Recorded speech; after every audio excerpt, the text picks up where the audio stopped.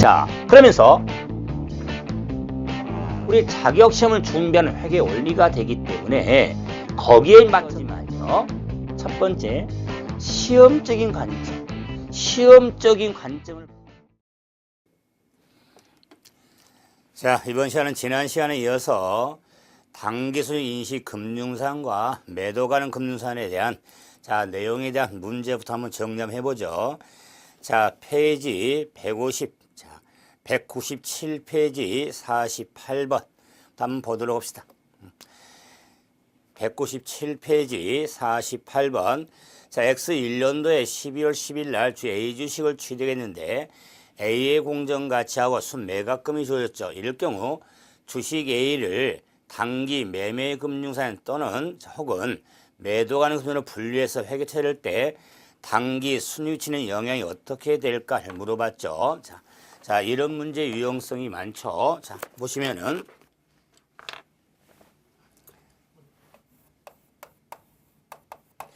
페이지 48번. 자, 이런 문제 유형이라면 자료 상태에서 바로 활용을 하면서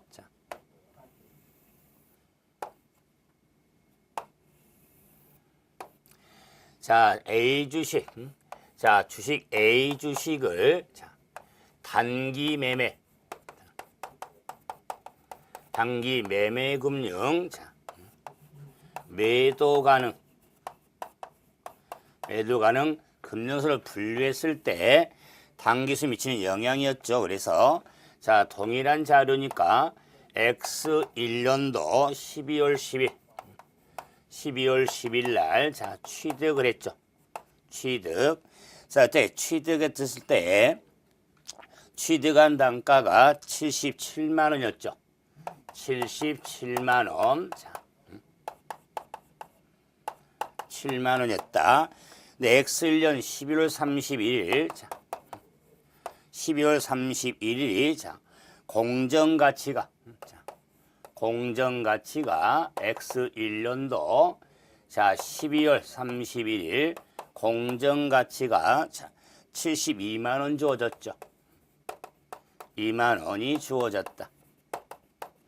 자, 그리고 X2년도 2월 1일 날 매각을 했죠. 자, 처분했죠. 81만 원에 처분했죠. 자, 매각 81만 원에 이럴 경우에 X2년도에 순위치는 영향을 물었죠. 자, 이럴 경우 단기 매매 금융 자산은 연상되죠. 꺾어진다. 매도 가능 금융 자산은 원가짝. 그래서 단기 매매에서는 이런 패턴이죠. 꺾어지고. 네, 매도하는 금융 자산에 대해서는 원가짝. 자, 이런 패턴을 이렇게 정리를 하셔야겠죠. 자, 이럴 경우에 X1년도 이제 자료 상태에서 정리했을 때 각각 한번 구분을 먼저 하고 보죠. 그러면 단기 매매로 불렀을 때 X1년도에는 꺾어지기 때문에 공정가치가 하락을 했죠. 그래서 단기 매매 금융자산의 평가 손실이 5만 원이 나오죠. 5만 원.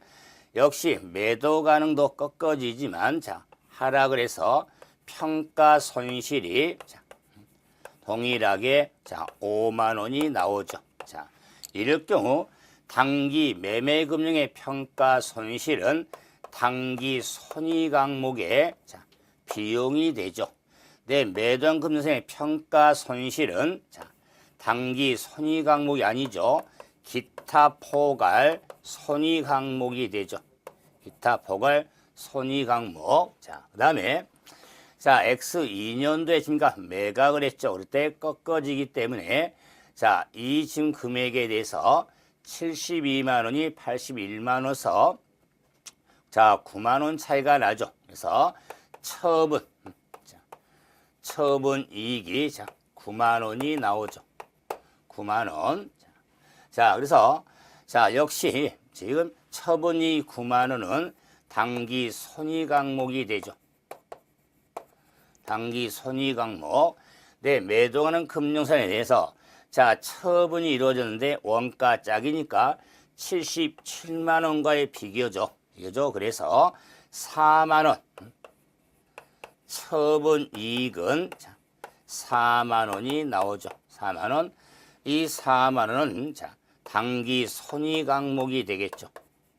당기 손익 항목. 그래서 매도가는 금융자산의 평가 손익은 기타 파골 손익이지만 처분 손익은 당기 손익이 되겠죠. 자, 이런 결과를 가지고 자, 1번 지문 당기 매매로 분류할 때 당기 매매로 분류할 경우 X 1년도에 순위치는 없다. X는 당기 매매로 분류할 때는 자, 평가 손실 5만 원 당기 손익으로 쳐니까 당기 손익에 영향이 있게 줘서 당기 순이익이 5만 원 감소를 가져오는 겁니다. 두 번째, 당기 매매로 분류할 때 X 2년도 당기순 5만 원이 증가한다. 자, X 당기 매매로 분류할 때 X 2년도에 처분 이익이 9만 원이죠. 당기 순이익이 9만 원 증가를 가져오죠. 자, 3번 지문은 매도관으로 분류할 경우 X 1년도 순이익은 5만 원 감소한다. 자, 매도로 분류할 때 5만 원은 기타 파골 손익으로 처리하기 때문에 당기 순이익에 미치는 영향은 없죠. 4번 매도관으로 분류할 경우 X 2년도 순이익은 4만 원 증가한다. 자, 매도할 때 4만 원 처분 이익은 당기 손익이 되기 때문에 당기 순이익이 자 4만 원 증가하셔서 4번이 옳은 지문이 되죠.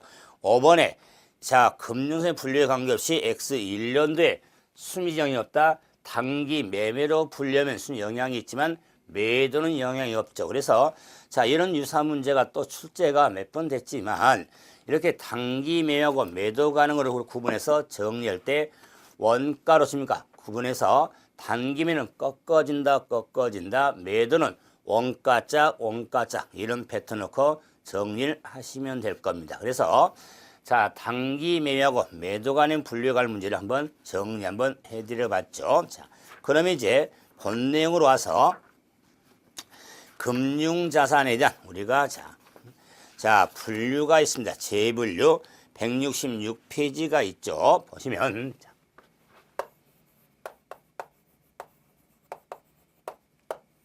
금융자산의 자, 재분류. 우리가 금융자산을 분류함에 있어서 다시 분류하는 의미가 있는데, 그러면 금융자산을 우리가 분류를 하면 당기손익, 정리 의미가 있죠. 당기손익 인식, 자, 금융자산, 자, 물론 당기 매매가 들어가겠죠. 다음에 대여금 및 수취 채권이 있고, 채권, 다음에 만기 보유,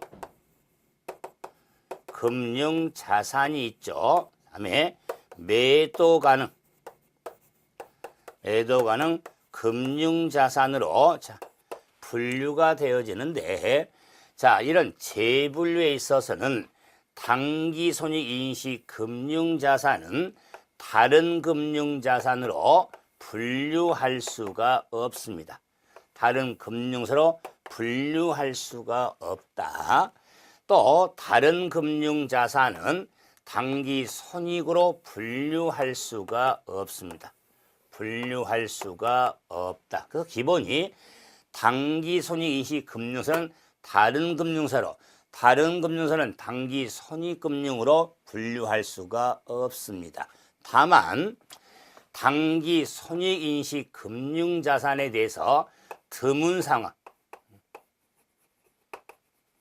드문 상황이란 세계 경제 위기 등 이런 드문 상황이 발생할 경우에 당기순이익 금융자산에 대해서는 드문 상황일 경우는 매도 가능 금융사로 분류할 수가 있습니다. 그래서 드문 상황들의 전제가 있어야겠죠. 이럴 경우는 매도 가능 금융사로 분류할 수가 있습니다. 자, 그런데 이제는 만기 보유 금융사는 매도 가능 금융사는 만기 보유 금융사로 분류할 수가 있습니다. 그래서 만기하고 매도와 만기는 신과 분류할 수가 있거든요. 왜냐하면 비유동 항목들이 되기 때문에 그 항목들에서는 외로 왔다 갔다 할 수가 있더라. 그래서 이런 계산형 문제보다는 지문형으로 나올 수가 있으니까 자, 우리가 분류할 수 있냐 없냐 다시 이런 걸 좀 구분해서 정리가 되죠. 자, 다음은 이제 자, 관계기업 투자가 나옵니다.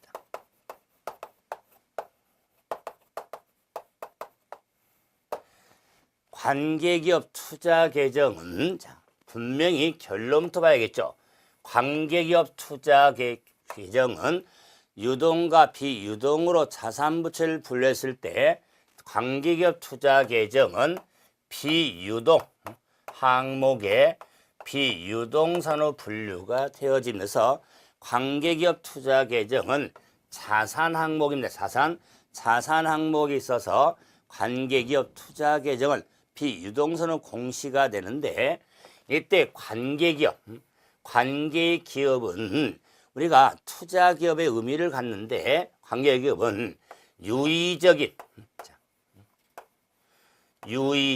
영향력을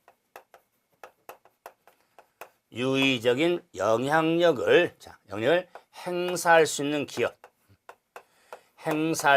기업을 관계기업이라고 합니다. 그래서 유의적인 영향력을 행사할 수 있는 기업을 관계기업이라는데 우리가 릴레이션 코퍼레이션 관계기업이라고 하는데 이때 이 유의적인 영향력이란 말이 그렇지만 쉽게 말하면 자, 돈 좀 투자를 했기 때문에 감나라 콩나 쓰는 기업을 관계기업으로서 지분율 꼭 기억 20% 이상. 자, 이 지분율이 20% 이상일 경우는 유의적인 영향력이 있는 것으로 봅니다. 그래서 지분율 20% 이상일 경우 관계기업 회계 처리는 지분법에 따라서 회계 처리가 이루어집니다. 지분법에 따른 회계 처리가 이루어진다. 그래서 이 지분법의 회계 처리가 이루어지니까 계정의 흐름에 따라 바로 정리하는 게 유용성이 있죠. 그래서 자, 관계기업 투자 계정기입을 본다는 것은 분계를 보는 의미하고 좀 같죠. 관계기업 투자는 비유동산의 자산 항목이 되기 때문에 플러스 마이너스가 되겠다. 그러면서 관계기업 투자 계정에 주식을 취득을 하면 취득에 따른 원가, 취득의 원가를 차변해서 관계기업 투자가 증가를 가져오죠. 여기까지. 그래서 이 취득에 따른 원가의 증가 합이 20% 이상이 돼야겠죠. 그런데 이 지분법 회계 처리는 피투자를 당한 회사, 피투자회사가 당기 순이익을 보고합니다. 그러면 당기 순이익을 보고하면 그 당기 순이익의 지분율 곱한 금액에 대해서는 투자 계정이 증액이 됩니다. 자, 증액을 시키고 그러면 이익에서 배당을 하게 되는데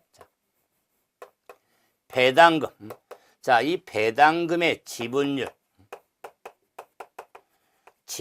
곱한 금액만큼은 투자 계정이 감액이 되는 겁니다. 감소. 그래서 지분법 회계처리의 큰 틀은 피투자회사의 당기 순이익이 보고가 되면은 자, 순이익의 지분율만큼 투자 계정이 증액이 되고 배당을 받게 되면 배당금의 지분율만큼 감액이 이루어진다는 것. 그러므로 자, 취득했다는 원가에서 자, 증액된 금액을 더해서 감액된 금액을 빼면 차변 잔액이 되기 때문에 굳이 마감을 해보면 기말 금액이 자, 대변에 마감됐죠. 기말 금액을 쓰면 띵띵. 그래서 자, 요 기말 금액의 의미는 관계기업 투자 계정의 장부 금액의 의미가 되는 겁니다. 장부 금액. 그래서 관계기업 투자 계정에 장부금이 어떻게 되냐. 그래서 지분법 회계 처리에 대해서는 증액된 금액과 감액된 금액을 고려해줘. 그래서 이 증액된 금액과 감액된 금액을 우리가 순증가액이라고 합니다. 순증가액만큼 자, 취득 원가에다 합한 금액이 장부 금액에 해당이 되어지는 겁니다. 그래서 관계기업 투자 계정에서는 자, 이래서 이 계정을 지금까 눈에 두면 되는데 이걸 씌우는 게 관계기업 투자의 장부 금액. 장부 금액은 어떻게 되냐? 뭐 식으로 만들면 관계기업 투자에 따른 취득 원가. 취득 원가 플러스 당기 순이익. 당기 순이익의 지분율. 을 곱한 금액 마이너스 자, 배당금의 지분율 곱해서 뺀 금액이 장부 금액이죠. 그래서 자, 이렇게 식을 만들어 두니까 대단한 것 같죠? 자, 계정에 기입된 걸 자, 식으로 내려보냈죠. 그래서 제가 자, 이 두 금액의 차이가 순증가라고 그랬죠. 근데 만약 이제는 이렇게 정해졌는데 별의를 좀 보면은 곱하기가 심가 곱하기가 이렇게 똑같죠. 그럴 경우에는 당기 순이익에서 배당금을 뺀 금액의 지분율 곱한 금액이 순증가액이 되기 때문에 금을 취득 원가에다가 투자 계정의 원가에다가 더하면 장부 금액이 되는 겁니다. 이게 과거에 몇 번 출제됐다가 최근에 출제하지만 한번 예상해 볼 수가 있거든요. 그래서 자, 좀 정리 신경을 쓰는데 한번 자, 확인하기 위해서 자, 이 문제 한번 봐보죠. 자, 먼저 자, 페이지 200페이지 봐보세요. 200페이지 자, 봐보시면 53번 봐보세요. 53번 200페이지 자, 53번 자, 보면은 2016년 1월 영인의 주식 40%인 400주를 주당 자, 만원에 매입을 했죠. 자, 그러면은 40% 400주를 매입했으니까 20% 이상이 되니까 아, 관계기업 투자계정 회계 처리가 되겠구나. 따라야죠. 그러면서 영인은 400만 원에 자, 순이익이 났고 배당으로 300만 원 현금으로 지급했죠. 이렇게 16년도 12월 말에 자, 계상할 장부 금액이 얼마나 되는가를 물었죠. 그래서 계정에 기입을 해서 뭐 식으로 오지만은 계정 기입하면은 자, 40% 해당하는 자, 취득 원가가 자, 지금 400주를 주당 만 원에 취득을 했죠. 그래서 자, 400주에 대해서 만 원에 취득을 했으니까 취득 원가가 400만 원을 알 수가 있죠. 400만 원이 자, 투자 계정의 취득 원가가 되겠다. 그러면서 자, 순이익이 얼마가 보고됐냐면 400만 원이죠. 그래서 순이익 400만 원 보고에 따라 지분율이 40%죠. 그래서 투자에 증액된 금액이 얼마다 160만 원이 되겠다. 160만 원. 그래서 배당으로 300만 원을 했죠. 배당으로. 그러면 300만 원 곱하기 역시 지분율이 40%가 되겠다. 그래서 120만 원이 되겠다. 감액될 금액. 그래서 투자계정 말의 장부 금액은 400서 160도에서 120을 빼야겠죠. 그래서 440만 원이 장부 금액에 해당이 되어지는 겁니다. 그래서 이런 투자 계정에 우리가 장부금을 찾아봤는데 이걸 제가 별에가 있다고 그랬더니 설명했으니까 별이 뭐냐? 곱하기 40%가 똑같죠.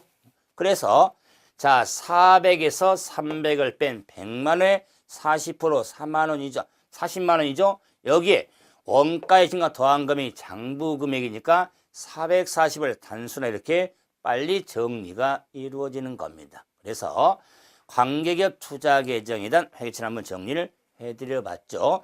뭐 어렵지 않으니까 개념을 좀 위주로 해서 정리 좀 해주시면 됩니다. 다음은 이제 기타 채권 채무가 있습니다. 기타, 자, 채권, 자, 채무. 자, 기타란 표현을 비매출 채권, 비매입 채무라고 하지만 기타 채권 채무 항목이 있는데 그 항목에 대한 성격을 구분하면서 정리가 필요하죠. 그래서 기타 채권에 있어서는 자, 가장 먼저 이제 대여금하고 기타 채무는 차입금이 있겠다. 차입금. 그래서 대여금하고 자, 차입금은 금전의 대차관계 같은 항목이죠. 그래서 금전을 대여하고 금전을 빌려왔을 때 자, 설정 항목인데 이 대여금과 차입금에 대해서도 두 가지 1년 기준에 따라 1년 기준에 따라 유동과 비유동 항목으로 구분이 되어진다는 것. 유동과 비유동. 자, 그리고 이 대여금에 대해서는 우리가 어음의 성격에 따라서 그래서 금융. 자, 우리가 금융어음이 되겠죠. 그래서 금융어음, 융통어음에 해당이 되기 때문에 우리가 금전의 대차 관계에 따라서 어음을 주고받았다면은 어음 대여금, 어음 차입금의 금융어음의 회계 처리가 이루어지죠. 자, 그래서 1년 기준에 따라서 유동과 비유동, 금융 우리가 어음의 성격에 따라 금융어음의 회계 처리가 이루어지죠. 대여금과 차입금. 그리고 자, 미수금과 미지급금이 있죠. 그럼 미수금과 미지급금은 상거래 이외에서의 대차 관계를 상거래 이외에서의 채권 채무를 나타내는 항목이 미수금 미지급금이 되겠죠. 그랬을 때 요 미수금 미지급금 역시 마찬가지로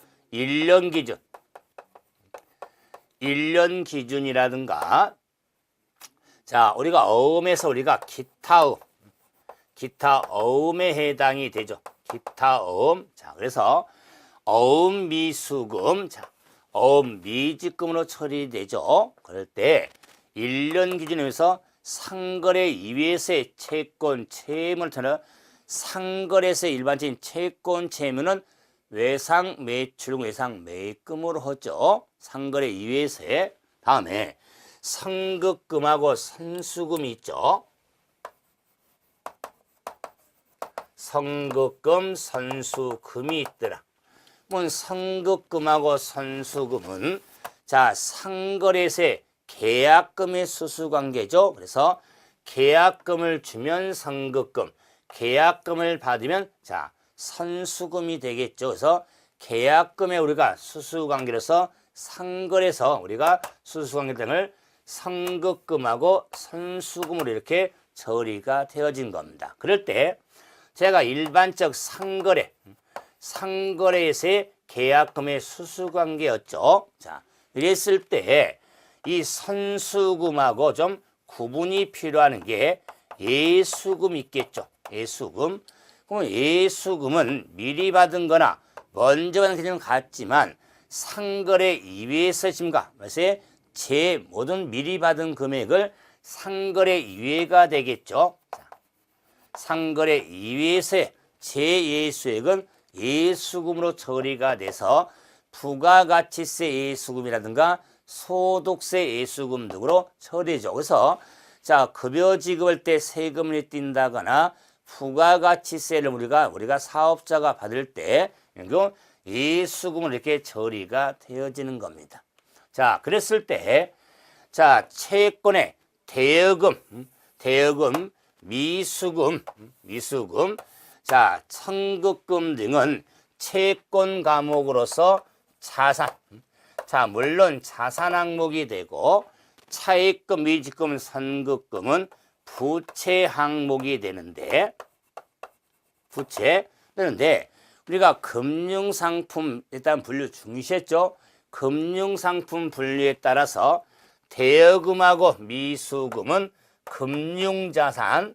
자, 그런데 선급금은 비금융 자산이 되고, 자, 차입금, 미지금은 금융부채.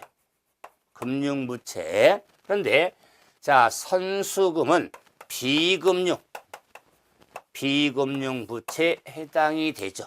그래서 금융상품 일부에 따라 분류했을 때 선급금, 선수금은 대표로 비금융 자산부채 항목이라는 것도 꼭 기억을 좀 해주셔야 됩니다. 자, 그랬을 때 우리가 이 항목을 좀 보면서 미수금 자산 항목, 선급금 자산, 미지금 부채, 선수금 부채니까 이연과 예상 항목 있죠. 그래서 이 자산 항목에 이 미수금을 생각하면서 미수 수익의 예상 항목, 자, 미지금의 예상 항목에 우리가 미지급 비용이 있죠. 그래서 미수 수익 자산, 미지급 비용은 부채인데 미지급금과 성격은 달라 하지만 자산부채 항목을 구분해 갈 때 좀 매치시킬 수가 있죠.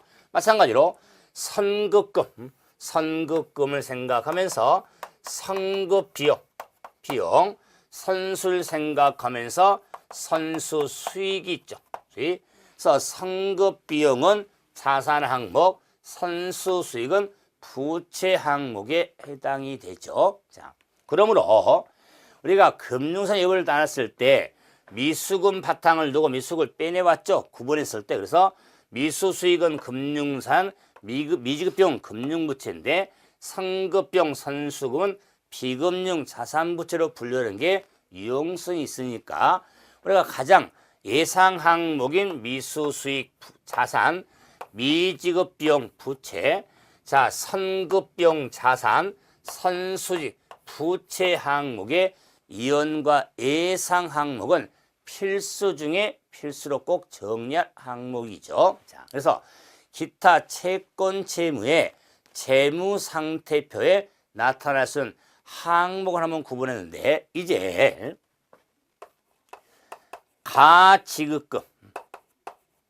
가지급금하고 가수금이 있겠다.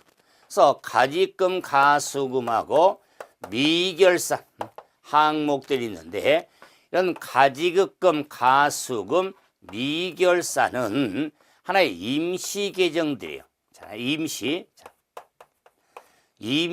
계정의 의미가 되기 때문에 이런 계정은 채무 상태표에 나타나지 않습니다.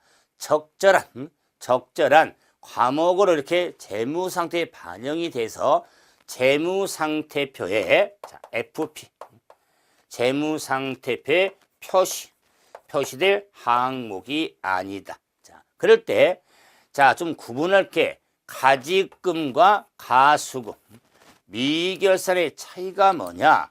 가지금, 가수금은 거래는 발생이 됐어요. 그래서 과목과 금액, 자, 과목과 금액에 있어서 지급은 되고 받고는 받았으니까 자, 금액의 수수는 있었지만은 과목을 적절하게 정할 수 없을 때 가지금, 가수금으로 처리가 된다. 그래서 자, 금전 지급이 됐지만 과목을 적절히 쓸 수 없을 때 돈은 받았지만 내용이 불명할 때 가수금을 이렇게 처리는 의미되고 근데 미결산은 거래는 발생이 됐는데 과목이라든가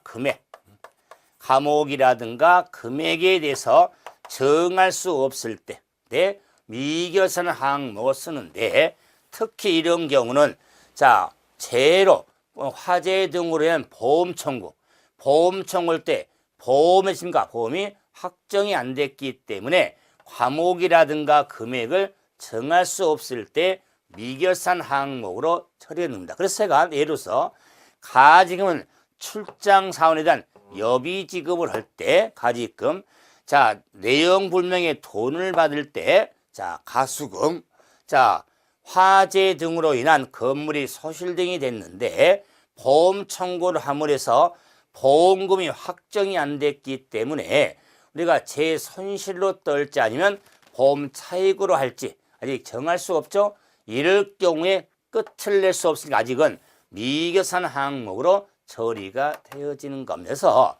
물론 핵심 항목은 아니지만 이런 가지금, 가수금, 미결산 이런 항목들에 대해서도 역시 지문으로 나올 수 있으니까 좀 문제적 여겠지만 흐름을 보면서 생각을 좀 해주셔야 됩니다. 그러면 201페이지 봐보세요. 페이지 201페이지. 자, 55번 봐보죠. 55번 문제는 다음에 개정 과목의 설명으로 옳은 걸 물어봤죠. 옳은 거. 첫 번째, 자, 종합적인 문제가 되는 의미가 있지만 장기 시세 차익을 얻기 위해서 보유하고 있는 땅을 토지로 기록한다. 앞을 생각 않고 그냥 땅을 토지로 기록한다. 너무 자연스럽죠. 그런데 장기 시세 차익을 얻기 위해서 보유하는 땅은 토지라고는 유형 자산으로 분류된 게 아니라 투자 부동산을 처리해서 투자 부동산으로 기록해야지 토지라고 기록하면 안 됩니다. 두 번째, 기업이 단기간 매매 차익을 얻기 위하여 시장에 있는 타사 발행의 사채를 취득 할 때 사채로 기록한다. 사채를 기록하려면 부채로서 사채 자금 조달하려고 사채를 발행할 경우 사채라고는 부채성이지 이 타사가 발행한 사채를 취득을 했을 때는 단기간 매매 차익 목적이라면은 단기 손익 인식 금융산, 즉 단기 매매 금융산은 처리가 되어지는 겁니다. 다음 세 번째, 냉장고를 타 회사로부터 매입하여 판매하는 회사. 판매하는 회사는 냉장고를 상품으로 기록한다. 그래서 판매 목적. 바로 우리가 다음 단은 재고 홍보지만 판매 목적으로 보유하고 있는 자산은 상품 재고 자산으로 분류가 되는 겁니다. 그래서 옳은 설명. 네 번째, 다른 회사의 약속 어음을 받고 현금을 빌려줄 경우 받을 어음으로 기록한다. 저기 있잖아요. 돈을 빌려주고 어음에서 이걸 금융어음으로서 어음대여금으로 처리가 되어지는 겁니다. 받을 어음이다. 받을 어음은 상거래에서 발생한 어음을 상업어음으로서 받을 어음이지 상거래 이외에서 우리가 자금을 융통하려고 어음을 수할 때 어음 받으면 받을 어음이다. 어음 대여금이 되는 겁니다. 반대로 발행이 좀 어음 차익금이 되겠죠. 5번, 운동화를 판매하는 회사가 건물을 취득하면서 대금의 일부를 현금으로 주고 나머지는 나중에 지급할 경우에 이에 대한 채무 과목은 외상 매입금이다. 운동화를 판매하는 회사가 건물을 사면서 건물은 판매 목적이 아니죠. 운동화 판매하는 회사는 운동화가 상품이 되는 거예요. 그럼 영업활동 목적으로 건물을 샀기 때문에 그에 따라서 나중에 돈 일부 주겠죠. 이럴 때는 미지급금으로 처리가 되는 거지 외상 매입금으로 처리한 게 아니죠. 그래서 5번도 틀렸죠. 그래서 그 과목의 성격을 좀 생각하면서 정리가 필요하죠. 그럼 이제 202페이지 57번 봐봅시다. 57번. 기타 채권 채무 관련 문제로서 X1년 7월 1일에 은행으로부터 5,000원의 자금을 조달하면서 3개월 만기 어음을 발행해 줬죠. 그러면은 지금 자금을 은행에서 돈을 빌리면서 그걸 어음을 발행해 줬다. 그럴 때 7월 1일 분기가 어떻게 될 건가를 물어봤죠. 그러면 쉬운 분기지만 설명을 좀 한번 하기 위해서 X1년 7월 1일에 당연히 은행으로부터 돈을 좀 빌려왔죠. 현금에 대해서 5,000원을 빌려왔는데 그래서 이 어음에 대해서 어떤 다른 조건들이 많은데 이 거래는 그 5,000원에 대해서 어음을 발행했다. 그 어음을 발행을 했기 때문에 이처럼 받을 어음이라고 쉬운데 자금을 융통하려고 엄을 발행했죠. 일단 보세요. 그는 현금을 칩니까? 현금을 우리가 자 현금을 그래서 빌려오면서 빚을 갚아야 하기 때문에 자, 일반적으로 차입금이라고는 자 부채가 발생이 되죠. 부채가 발생이 되는데 이랬을 때 이 차입금에 대해서 엄을 발행했죠. 그래서 이걸 어음 차입금으로 처리가 되어지는 겁니다. 어음 차입금. 그런데 자료 보니까 답지 보니까 어음 차입금은 없죠. 이러니까 왜 실수하냐면은 자 이런 문제는 어음이 보이는 게 자 2번과 특히 4번에 지급어음 보이죠. 이게 답이구나. 그런데 자금을 융통하려고 자 어음을 발행해 줬기 때문에 어음 차입금으로 처리해야 되는데 재무상태표에서는 1년 이내 어음을 발행했으니까 단기 차입금으로 처리가 되어지는 겁니다. 그래서 재무상태표는 단기 차입금으로서 어음 차입금 대신에 단기 차입금으로 회계 처리할 수가 있는 겁니다. 그래서 첫 번째가 자 답이 되는 겁니다. 뭐 가장 간단한 분계인데 자 그래서 어음을 발행했으니까 어음 발행하면은 지급어음이 먼저인데 자금을 융통하려고 어음을 발행한 거죠. 이런 거 좀 주의해야 됩니다. 다음 58번 봐보죠. 자 203페이지 58번 자 장부 금액 500만 원의 건물이 소실돼서 보험회사로부터 다음과 같이 청구하고 회계처리를 했다. 그럴 때 보험으로 보상액이 420으로 결정됐다면 그 통지를 받아 어떻게 할 것이냐. 그래서 자 건물이 소실이 돼서 자 화재로 건물이 소실이 돼서 과목이나 금액을 결정할 수 없을 때 소실로 해서 건물이 소실됐으니까 건물은 500만 원 건물이 장부에 소실이 됐다. 그런데 자 그 소실은 보험회사에 보험 청구를 해서 보험금이 결정되지 않았기 때문에 과목이라든가 금액을 정할 수 없죠. 과목과 금액을 정할 수 없기 때문에 미결산 항목으로 처리가 된다. 미결산 500만 원으로 처리가 되죠. 자, 그래서 미결산 과목과 금액을 정할 수 없을 때 자, 이렇게 보험 청구에 따른 자, 우리가 회계 처리가 이루어졌는데 보험회사로부터 420만 원 주겠다고 결정 통지를 받았죠. 결정 통지를 받았습니다. 420을 주겠다고 통지를 받았죠. 결정. 그럼 통지를 받았기 때문에 미결산, 이제 미결산이란 과목금액 임시계정 있을 필요 없죠. 그래서 미결산 500만 원. 500만 원에서 처리가 이루어진다. 그러면서 자 결정 통지를 받았기 때문에 통지를 받았지 바로 돈은 받은 거 아니죠. 그러면 상거래 이외에서 받을 돈의 의미가 되니까 미수금이 되겠다. 미수금 420이 되겠다. 자, 그래서 420만 원 결정이 받았는데 왜 미수금이냐? 아직 자 돈을 받지는 못했죠. 자 결정 주겠다고 통지를 했던 거지 실제 수치가 안 이루어졌죠. 420만 원. 일단은 80만 원에 대해서는 재손실로 처리가 돼서 재손실은 단기 손익 항목에 자, 비용 처리된다. 그래서 과거 기준은 재손실은 별도로 손익금을 줬는데 자 IFRS는 이런 특별 항목은 구분해서 표시하지 않습니다. 단기 손익 항목에 그냥 비용으로 처리가 이루어진다. 만약에 이 통기된 걸 현금으로 만약에 자 현금을 받으면 회수한다면 그때 미수금 420자 처리하고 현금